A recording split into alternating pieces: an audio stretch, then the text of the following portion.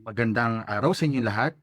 This is Christopher Kiano from Rafatea Tech Piso Wi-Fi. So, ipapakita ko sa inyo yung step-by-step procedures kung paano install ang LPP 2.0 sa mini PC. So, gagawin natin single LAN na siya. So, gagawin natin siyang VLAN and multi-coin slot. So, itong video na to ay base sa LPB 2.0 version 1.1.5.8. So this is yung latest patch as of 12:31 PM na February 22, 2026. So pinagpuyatan namin ni Dev, Boss Lemuel, para i-troubleshoot yung multi-coin slot system. So here it goes.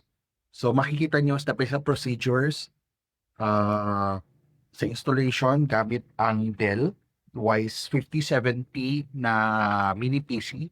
Pwede rin to do sa isa sa 5040. So, ayun. So, ano mga prerequisites? Number one, kailangan muna natin i-download ang software. So, pupunta tayo sa download 2.0.lpbpcwifi.com. Tapos, pupunta tayo sa PC version and ita-download natin yung latest version which is 1.1.5.8. So, ito yung latest patch. So, na-download ko na ito. So, ipoproceed din natin yung next. So, makikita ang prerequisite naman para sa installation ng ating is kailangan natin ng isang bootable USB na nakaset up yung Windows to Go. Windows to Go is, ibig sabihin nun, yung bootable na USB mo is pwede mag-boot ng Windows diretso. Kasi hindi tayo makapag-boot ng, hindi natin may mapa-flash yung internal 16 gigabytes na eMMC flash dahil nasa built-in yung kanyang storage. So, kailangan natin ng bootable nun. Number 2, kailangan natin ng Win32 disk imager. At pangatlo, kailangan natin ng image. So, bago ko i-boot, pakita ko muna sa inyo yung laman ng USB. So, makita mo, ito, nasa Drive 11, Windows to Go. So, nilagay ko na rin yung installer, which is yung 11.58 kasi ito yung image niya. Okay. So, and let's start. So, makikita nyo dito is yung screen ko doon sa mini PC. So, let's put it up. So, press F12 lang habang pinuntin mo yung power button. Tapos, isa-select nyo yung bootable USB. So, for me, ito yung Realtek na external SSD. Yung hard drive partition 1, yan ito yung built-in ng built-in storage. So, dito natin sa-select. So, it will take a couple of minutes to boot. By the way, pag ginamit mo itong Windows to Go paano nga pala makapag-create ng Windows to Go system habang nagbo-boot to? So, kailangan nyo yung tinatawag na Rufus at yung installer ng Windows 11. Recommended kung may download yung ISO yung Windows 11 LTSC. Tapos i-install yung tinatawag na IoT edition para mabilis yung pag-boot. So, yan. So, hintay lang natin yung pag-boot.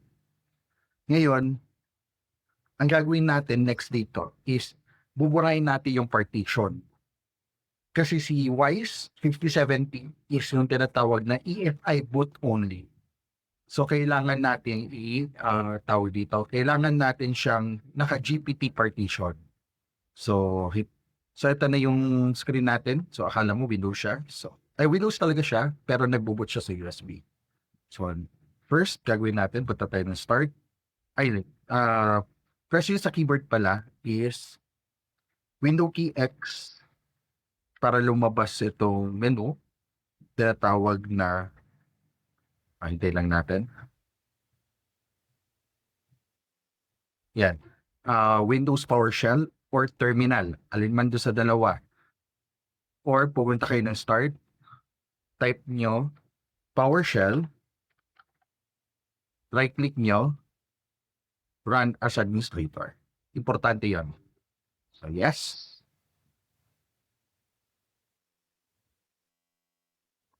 Ngayon, ang next na gagawin natin, ito yung mga commands niya. Importante to.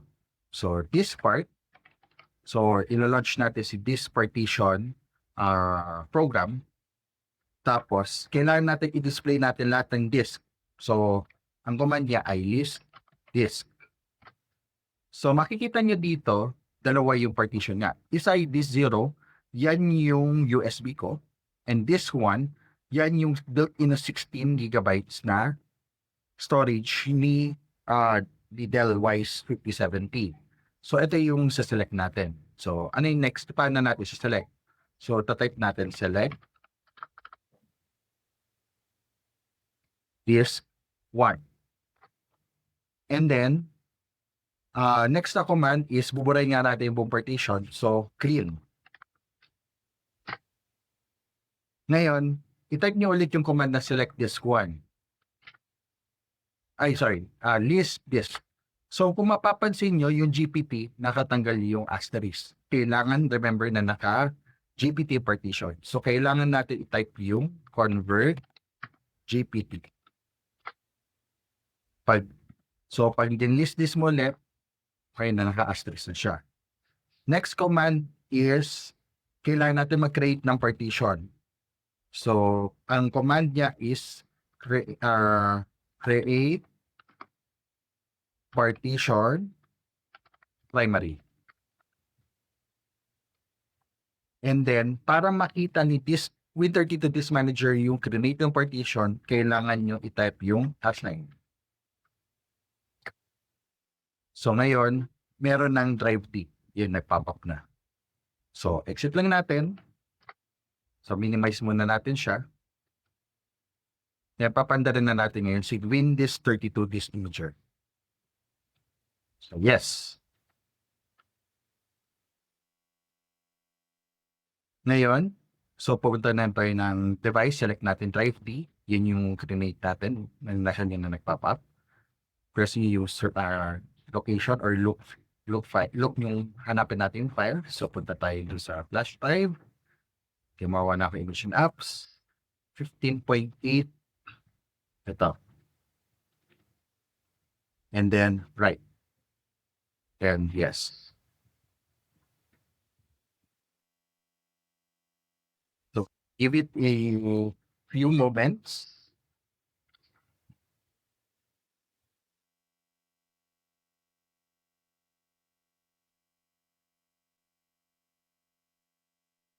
And right, successful. With that, pwede na natin to exit and need natin i-shutdown ngayon yung tawag dito, itong Windows na to. Once fully shut down, importante, tanggalin niyo yung flash drive dahil magko-conflict siya sa first boot ni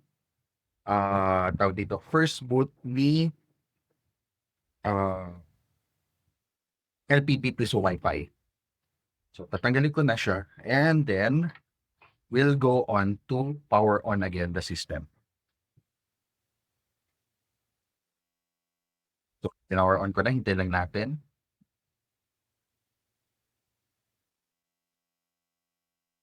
So, ayan na, nakalagay yung booting. So, hintay lang natin a couple of moments.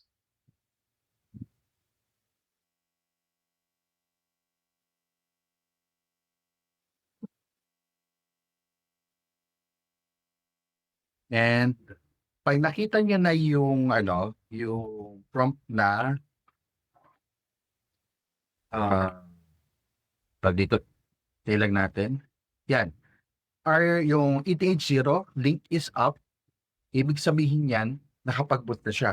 Pero nagsa-start pa yung built-in na server ni LPP Piso Wi-Fi. So, kaya na question natin, ano yung IP address na nakuha nung LAN port? So, kailangan nyo i-check sa inyong router. Ah, depende sa router nyo kung ano yung na-assign ng IP address. By default kasi naka-DHCP. So, sa ngayon, sa akin, ang procedure ko is kailangan ko hanapin sa router ko. Ang gamit ko kasi, iba yung software na gamit ko para sa router ko. So, accessing ko yung router page ko. There, that's the that one. OPS sets yung gamit ko, by the way. Tapos, usually, pupunta kayo kung nasa yung DHCP, tapos hanapin nyo yung leases.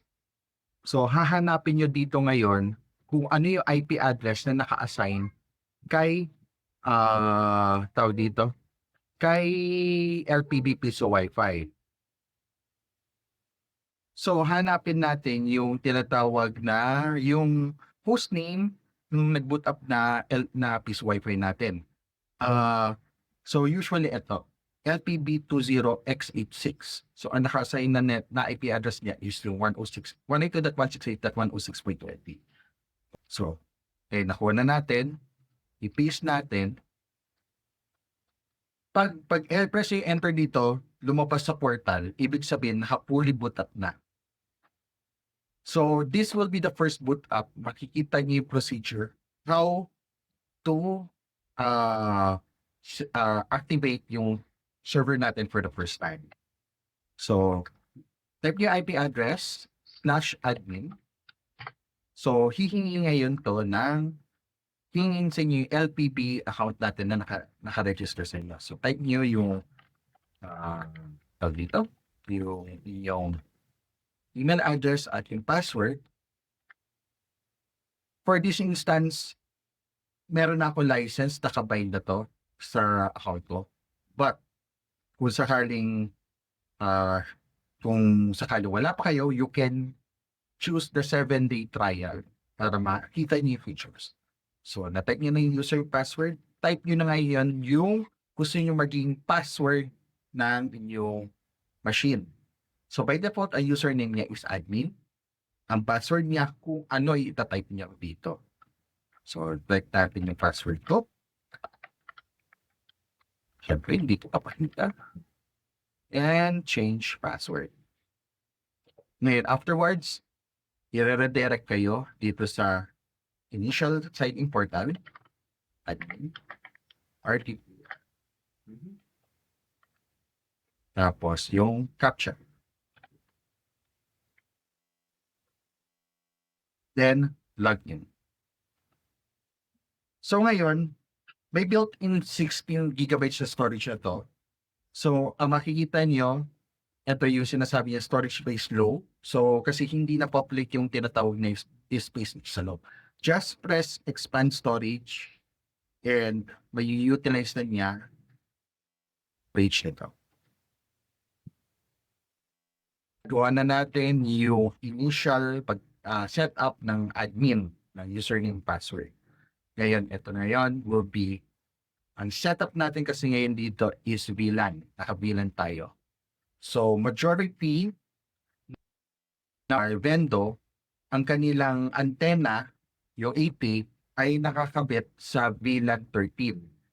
And VLAN 14, meron secondary. So, setup natin, gagawin natin dito. VLAN 13, yung first AP. Yung VLAN 14 will be the second access point or second AP. VLAN 15, yung PPPoE.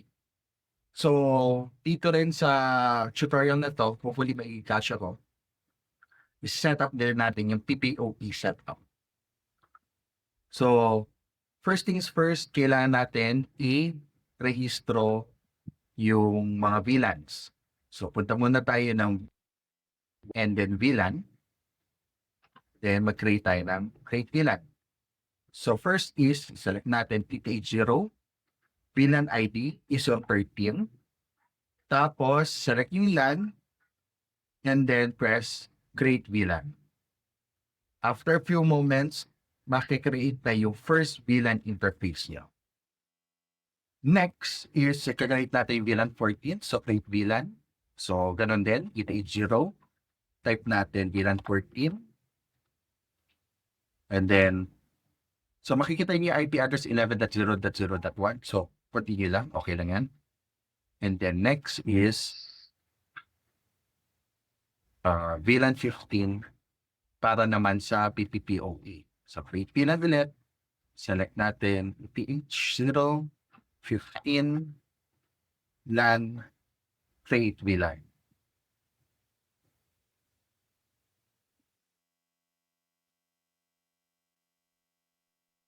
Once nagawa nyo na to, ang next step natin is pupunta tayo sa one overview. Make sure na makita nyo VLAN 13, 14, 15. Press edit. DHCP server, enable nyo lang, and then save changes.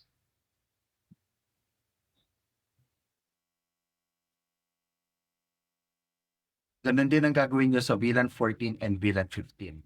So edit, DHCP server, enable, save changes.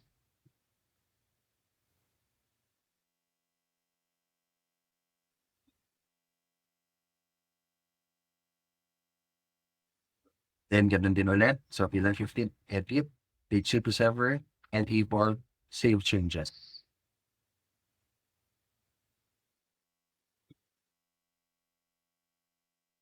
I-edit na rin natin quickly or enable na rin natin quickly yung PPPoE service. So pupunta tayo ng PPPoE server. Punta tayo accounts. Sa server, i-configure lang natin mabilis. Yung interface niya, select nyo VLAN 15. Then save configuration. Okay, so nakasave na yung configuration pero hindi mo na natin start server. Now, this is important. After nyo ma-configure to lahat, para mag-take effect, you need to restart the vendor, the server. Okay. So ngayon, punta tayo natin na nagbo-boot na yung ating pipe. Teka lang ha. Nagnono ko yung ating ano.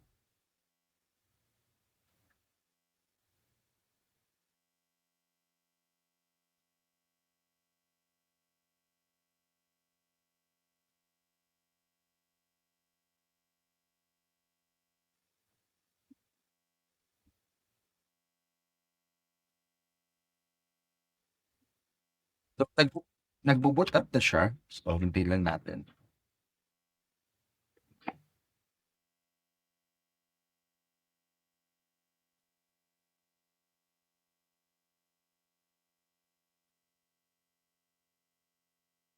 Okay. So, nagkaroon tayo ng minor technicalities but hindi naman natin kailangan itong camera for now. So, hintayin lang natin. So, punta na tayo .20. So, mangyari, nagbo-boot pa yung server. So, hintayin lang natin siya until maboot yung server.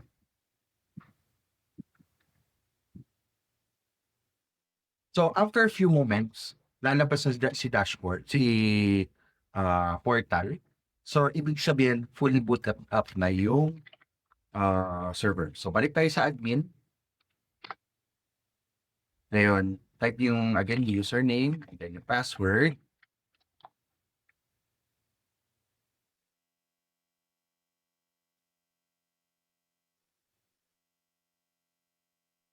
Okay. So, ngayon, ang next na gagawin is i-register natin yung mga sub-vendor natin, yung mga ESP32 devices natin. So,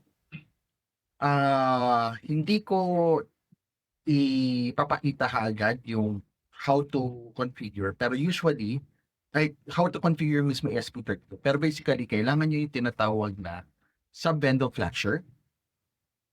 Ita-type nyo yung ano yung IP address nung pagkakapitan natin ng server. So, for example, ito kasi is sa second vendor natin or sa VLAN 14. So, ang IP address kaya is 11.0.0.1. Ito yung Wi-Fi name. Hindi naka-check to kung walang password siya. And then the binding password. Binding password is set doon mamaya sa multi-coin slot setup natin. So, it goes. So, sa multi-coin setup, punta tayo na manage coin slot. Make sure na yung password dito is match. Yung binding password is match dun sa ipoprogram natin dito sa LPP.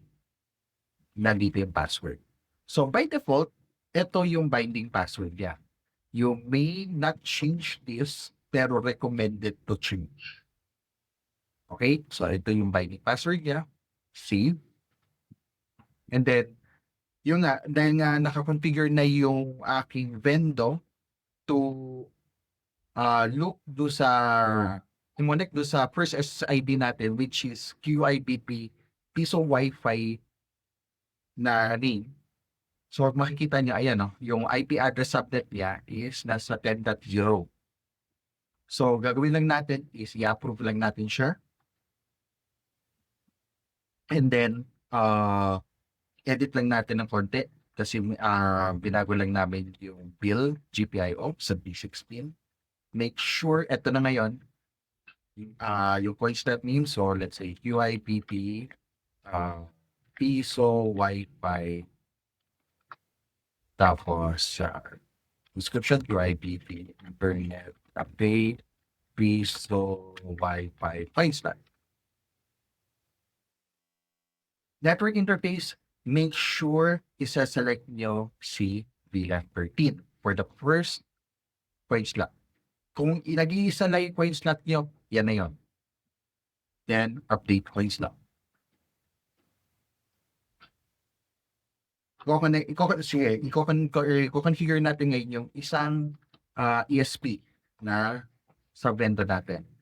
So, ang gagawin natin is open natin to si LPP. So, i-connect itong connect natin sa system. Refresh. Make sure i-select nyo yung thermal serial port, which is ito si POP5. Connect. And then, configure nyo yung kailangan i-configure.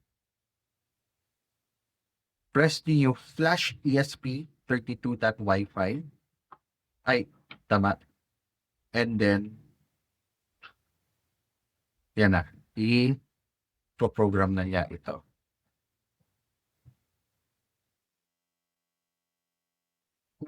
First time i-program nga, sinasabi niya, hold boot button and then press flash and then click nyo. Bitawan nyo pag nakita nyo yung connecting status dito. Yan. So ngayon, pinaprogram niya.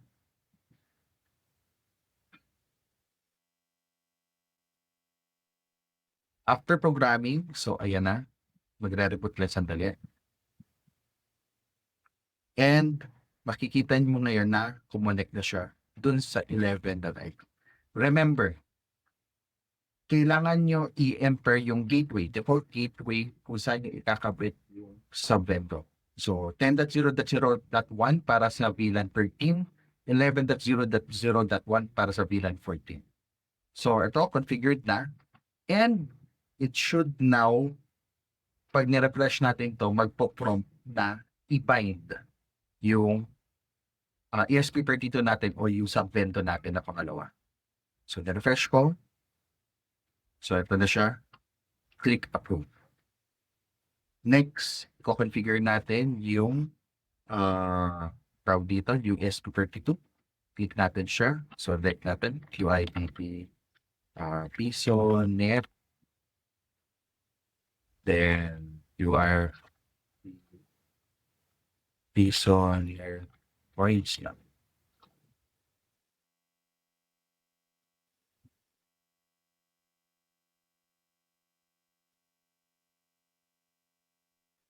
So, select natin si VLAN 14. Then, update. Refresh lang natin. And, configure na siya.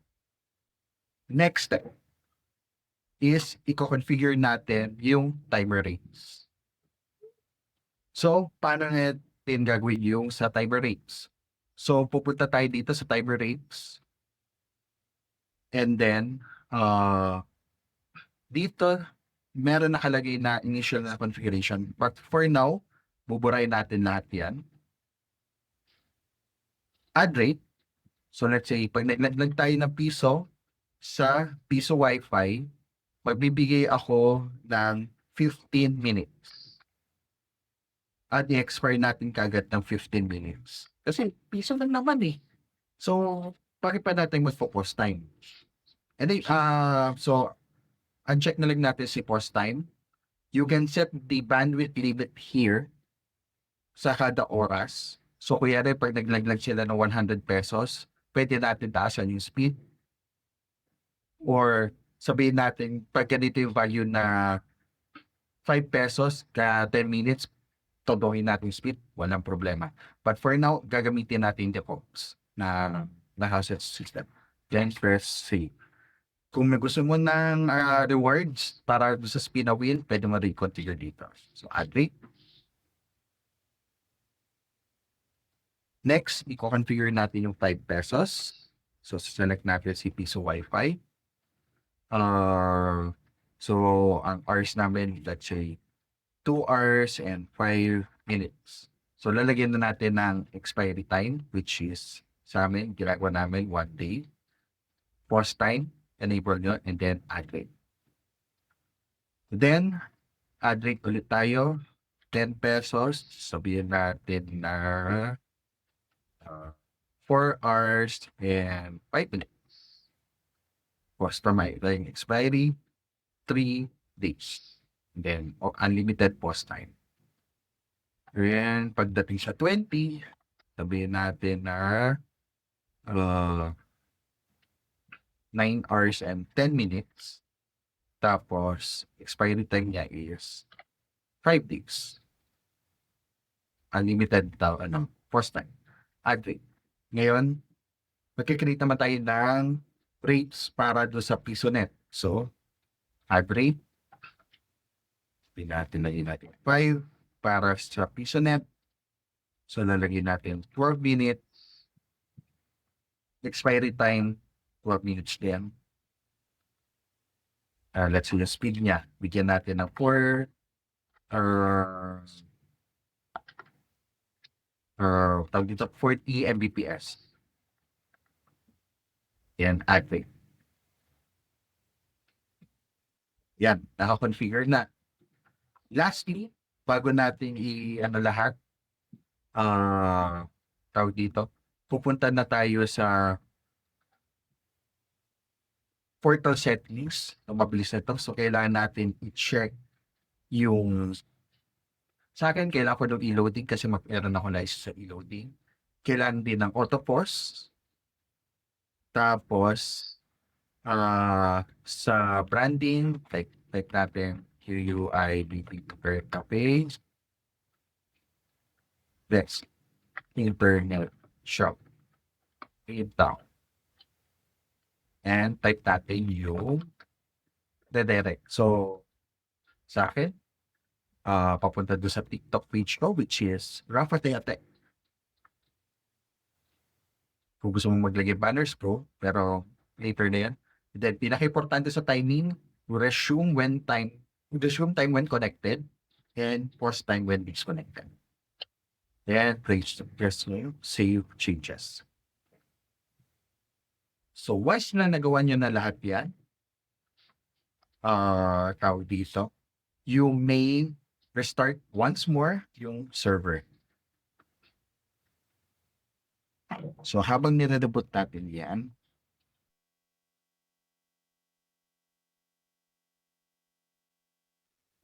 so, tayo i-change camera ko. So, yan, nagbo-boot pa siya. So, ipa-plug ko dito yung cellphone ko para makita niyo yung tawag dito, yung screen ko sa cellphone kung paano tumatakbo. So, nag-boot up na.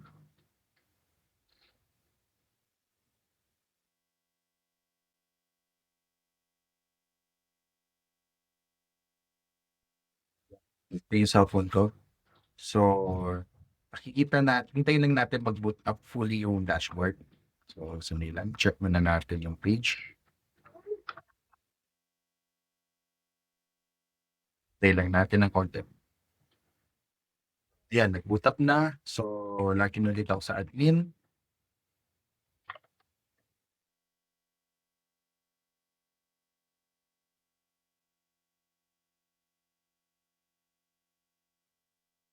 So, ngayon, gagawin natin, isa side by side natin to para makita niyo yung screen ko sa cellphone.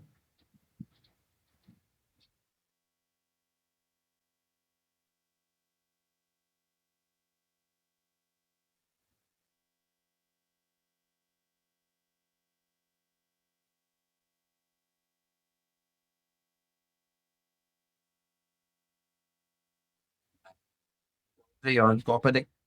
So, pupunta tayo sa users para makita nyo in real time yung pag-ano niya, pag-register niya. So, connect na tayo sa first vendor ko, which is yung QIPP Piso Wi-Fi.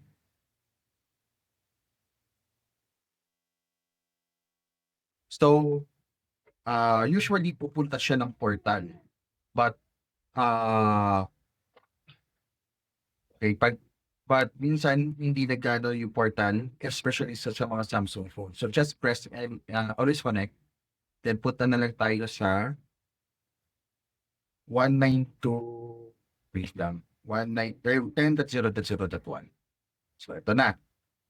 So, mangyayari, so, ano ko yung camera, wait lang. Try ko pagsabayin natin.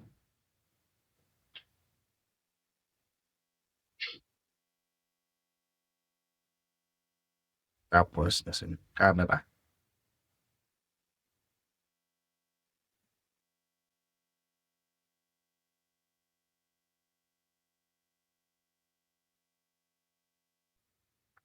Refresh natin to. And then, device. Yan. Then, insert coin. Tatakbo na ba? Yes. So, makikita niya na QIBB Piso Wi-Fi coin slot. Naka-NP for yung coin. So, maglalaglag tayo ng 5 pesos.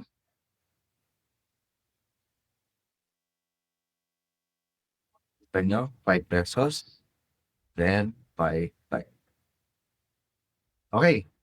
So, makikita niya na pumasok na. And then, nagre-direct na siya din siya. Rapateatek na page ko.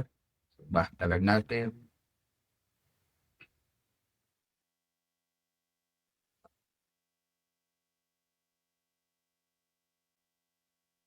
Fresh lang natin ito. Then, 5001. Dapat connected. So, titignan natin ngayon, tawag dito, sa second vendor. Yung second vendor ko is itong ESP32. So, maglalaglag tayo ng 5 pesos. Sabihin natin. So, ngayon, punta tayo ng, bago lahat, i-delete ko muna para tawag dito, pa-clear yung load dito. So, disconnected po siya. So, ngayon, dito sa cellphone, connect na tayo sa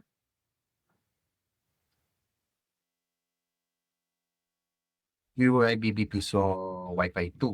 So, dapat nalalabas dito ay yung PisoNet.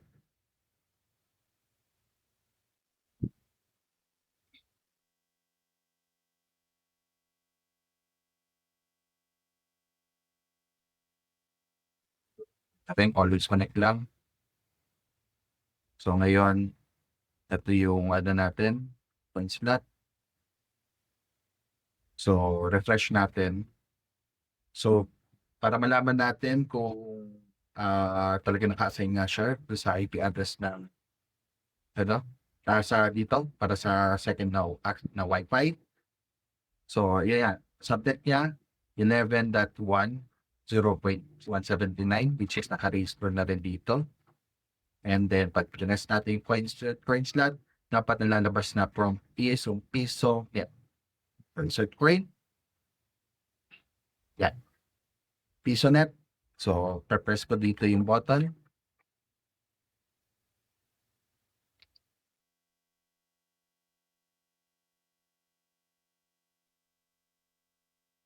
Oo nga pala, kailangan pala i-restart, sorry. Pagka-configure, make sure na i-restart natin both the server and the ESP.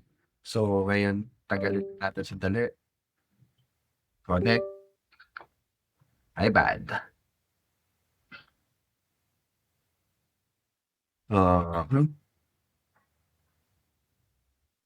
Check natin ulit sa pag both na naka-iro na yan, ibig sabihin connected na. So, balik tayo sa multi-coin slot. Make sure na naka-online. Yes, online. Yan, refresh natin ulit. Balik tayo sa users. So, make sure na yan, 11.179. Insert coin slot. Yan. So, naka-ilaw na. Yan. And then, insert point tayo. 5 pesos.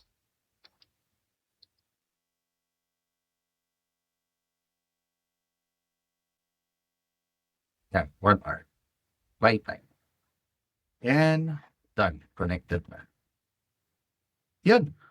So, na-configure na natin yung multi-sub window. Ngayon, very quick, i-configure na natin ngayon si tag dito. Configure na natin ngayon si PPPoE. So,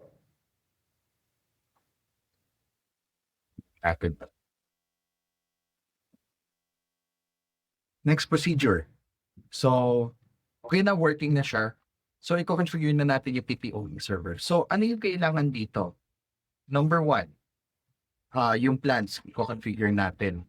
So, let's say, yung mga plans na ilalagay ko, so, manda natin to, is, let's say, RTP, 30-day plan, worth 800, tabi natin speed, 10 Mbps, tapos 4 Mbps ang download.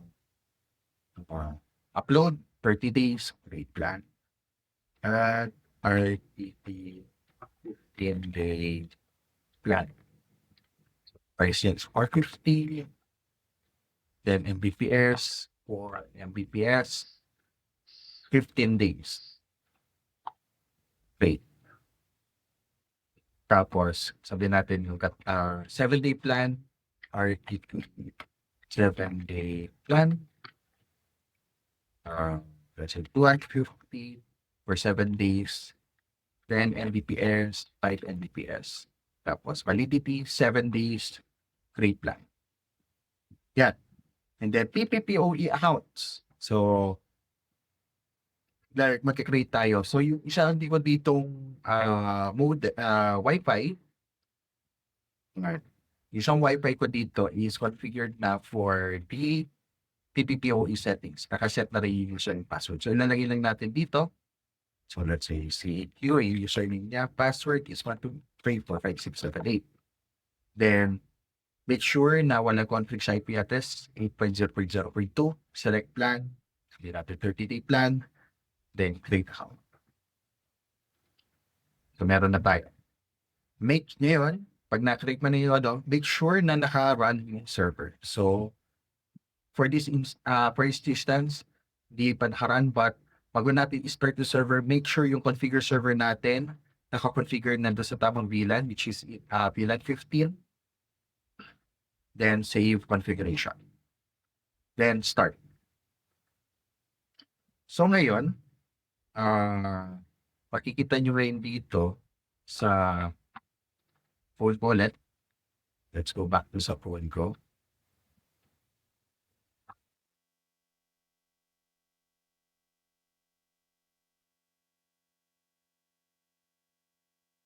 So, okay yung router ko na nakakonfigure for PPPoE. So, to turn on ko to ngayon. Ito tayo ng plans. Ay, ng account pala. So, makikita natin in a few moments na naka-online na yung user.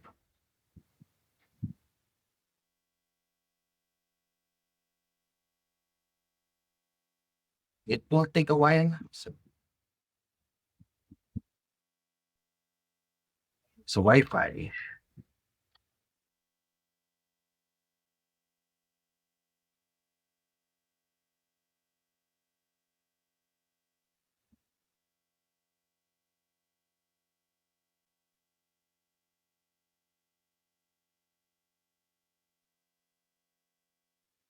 Natin order.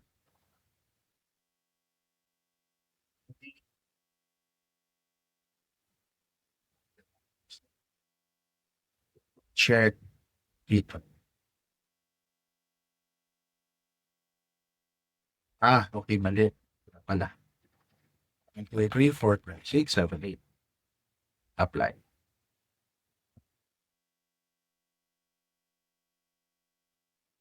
Dapat yung connection status niya ay connected siya.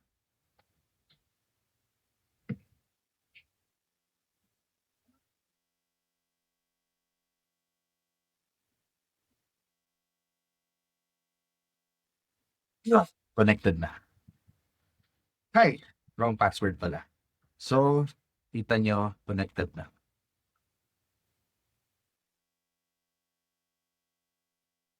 Okay, so PPPoE works. So, makita natin pag in-access natin yung portal page niya, PPOE account management, tawag dito, online. Okay, so that's it. So, maraming salamat sa sa akin dito pagsama sa pag-configure ng server ng LPP Piso Wi-Fi version 2. So, maraming salamat at hanggang sa muli.